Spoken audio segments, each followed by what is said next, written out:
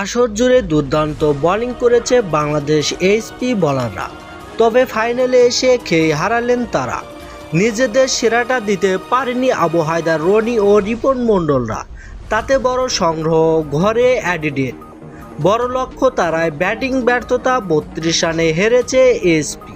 আজ রবিবার ডারওয়েনের মারারা ক্রিকেট গ্রাউন্ডে টপ অ্যান্ড টি-20 সিরিজে ফাইনালে টস হেরে আগে ব্যাট করতে নেমে নির্ধারিত 20 ওভারে 7 উইকেট হারিয়ে 169 রান সংগ্রহ করে অ্যাডিলেড। হাতে 4 উইকেট ছিলেন শামীম হোসেন, মাহফুজুর রহমান।